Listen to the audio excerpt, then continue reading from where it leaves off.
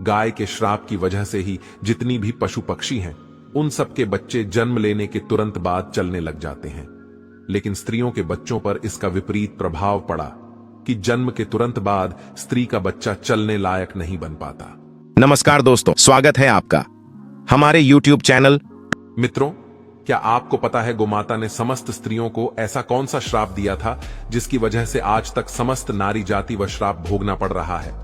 गोमाता का एक ऐसा श्राप जिसे टाला नहीं जा सका। दोस्तों, वह श्राप कौन सा था? जानने के लिए वीडियो को पूरा जरूर देखें।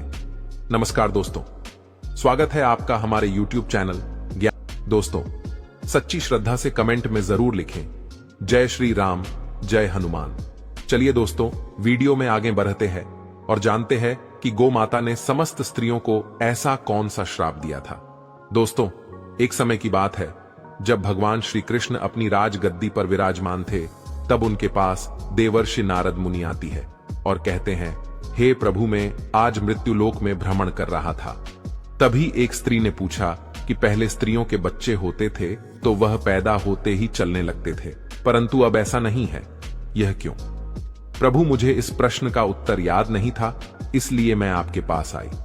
कृपया मुझे इस प्रश्न का उत्तर बताएं। श्री कृष्ण कहते हैं, हे देवर्षि, तुम्हारा यह प्रश्न समस्त स्त्री जाति के लिए अत्यंत महत्वपूर्ण है।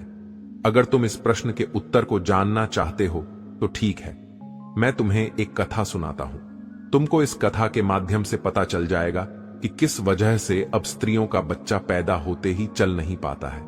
तब देवर्षि नारद कहती है कि प्रभु, मैं इस कथा को पूरा सुनूंगी, कृपया आप कथा को सुनाएं। दोस्तों, अगर आप भी जानना चाहते हैं कि इस प्रश्न का उत्तर क्या है तो मित्रों, वीडियो को आखिरी तक जरूर देखें और वीडियो को लाइक अवश्य करिएगा।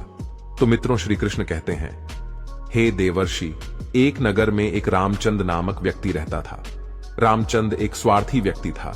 रामचंद के पास में एक गाय थी। वह गाय दूध देती थी और रामचंद उस गाय को हरा भरा चारा खिलाकर उसका दूध निकाल करके उस दूध का बिक्री किया करता था। रामचंद गाय का दूध खुद भी पीता था और अपने परिवार वालों को भी पिलाता था। गाय के दूध की वजह से ही रामचंद अपने घर की दिनचर्या चलाता था।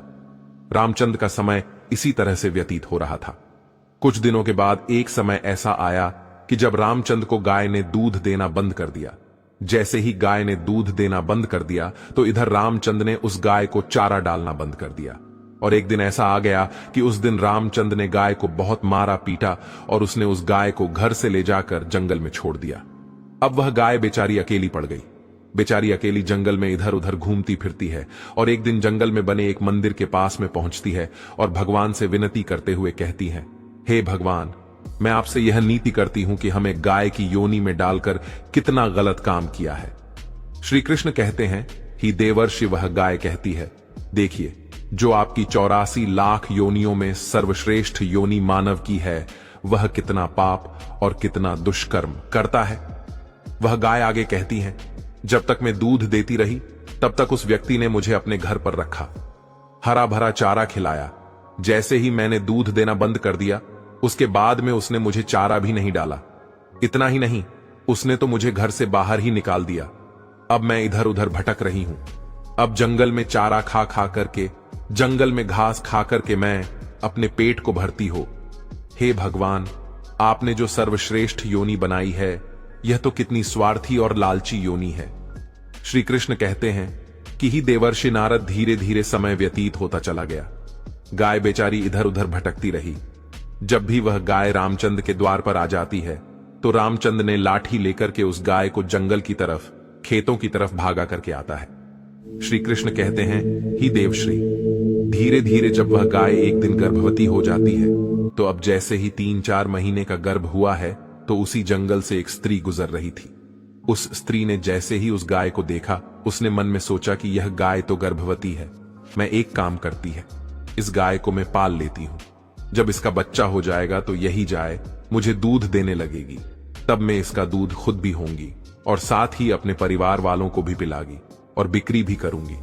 लेकिन जैसे ही वह स्त्री उस गाय को पकड़ने के लिए अपने पति को बुलाने के लिए जाती है और जब तक उसका पति वहां पर आता है तब तक वह गाय वहां से चली जाती है। धीरे धीरे और समय व्यतीत होता गया। श्री कृष्ण कहते हैं, हे देवर्षि, जब उस गाय के प्रसव का समय नजदीक आ गया तब वह एकांत जंगल में सुरक्षित जगह पर जाकर के उस गाय ने एक बछड़े को जन्म दिया। श्री कृष्ण कहते हैं कि ही देवर्षि प्रसव के कुछ समय बाद वहीं स्त्री उसी जंगल में घास काटने के लिए गई हुई थी। जैसे ही उसने दूर से देखा कि एक गाय ने अपना बच्चा जन्म दिया हुआ है, तब वह स्त्री उसके पास गई और उसने ध्यान से उस गाय को देखा तो बोली कि अरे, यह तो वही गाय है, इस गाय ने तो बछड़ा दे ही दिया, चलो अच्छा हुआ। वह स्त्री सोचती है, अब मैं इस गाय को पकड़कर अपने घर पर अवश्य ले जाऊंगी। जैसे ही वह स्त्री उस गाय के पास से अपने पति को बुलाने के लिए जाने लगती है, तभी गाय ने उसी समय उस स्त्री से कहती है, बहन, आज तुम हमारे ऊपर एक परोपकार कर दो। यह मेंढरा जो बच्चा है, यह पीछे पड़ा हुआ है, इसे उठाकर कि तुम मेरी गर्दन के ऊपर रख दो। मैं अपने बच्चे को लेकर की किसी सुरक्षित जगह पर चली जाऊंगी, क्योंकि यह मेरा बच्चा 8 महीने बाद चलने लायक हो पाएगा, 8 महीने बाद अपने पैरों पर चलेगा। श्री कृष्ण कहते हैं, ही देवर्षि नारद, जैसा अब भी है, ऐसा पहले नहीं था। पहले गाय का बच्चा 8 महीने के बाद ही अपने पैरों पर चलने लायक हुआ करता था। श्री कृष्ण कहते हैं, हे देवर्षि, लेकिन जैसे ही उस स्त्री ने गाय की बात सुनी तो बहुत बहुत जोर जोर से हंसने लगी और कहने लगी, तुम्हारा बच्चा इतना गंदा है, इतनी गंदगी में पड़ा है, मैं तुम्हारे बच्चे को उठा करके तुम्हारे कंधे पर क्यों रखूं? मैं तुम्हारे ऊपर यह परोपकार क्यों करूं? जैसे ही उस स्त्री ने उस गाय का बहुत मजाक बनाया, उस समय गाय बेचारी असहाय थी, वह अपने बच्चे को उठा नहीं सकती थी। श्री कृष्ण कहते हैं कि हे देवर्षि, उसी समय दुखी होकर कि गाय ने श्राप दे दिया।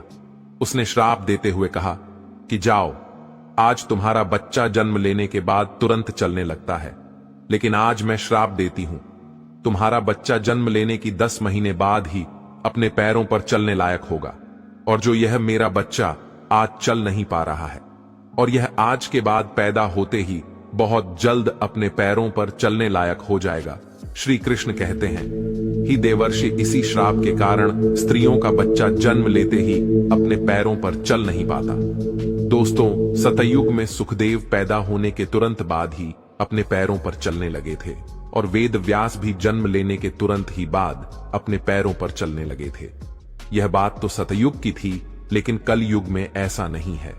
कलयुग में बच्चे को अपने पैरों पर चलने के लिए कम से कम 9 से 10 महीने लग जाते। इसका कारण यही है क्योंकि गाय ने समस्त स्त्री जाति को श्राप दे दिया था। उसी दिन से समस्त स्त्रियों की जो बच्चे पैदा होते ही चलने लग जाते थे, उनकी प्रक्रिया वहीं पर रुक गई। गाय के श्राप के कारण ही स्त्री का बच्चा 9-10 महीने बाद ही चलने लायक, अपने पैरों पर खड़े होने लायक बन पाता है, और गाय का बच्चा उसी दिन से अपने पैरों पर चलने लायक हो जाता है। इसीलिए किसी की आत्मा को कष्ट नहीं देना चाहिए, और यही सनातन धर्म का सबसे बड़ा धर्म है। गोस्वामी तुलसीदास ने लिखा है, पर हिट सरल धर्म नहीं। दोस्तों, दूसरे के दुख में दुखी हो जाना, दूसरे के काम आना सबसे बड़ा धर्म माना गया है। तो इसलिए हमें असहाय पशु की, पक्षियों की सहायता करनी चाहिए।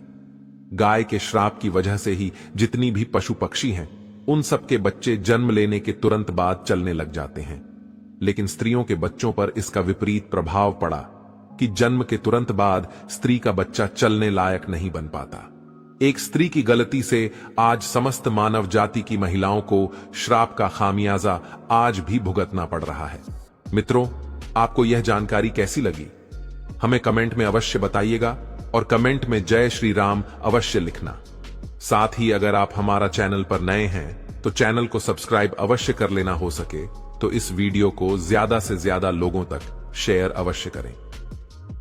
वीडियो देखने के लिए आपको दिल से बहुत बहुत धन्यवाद।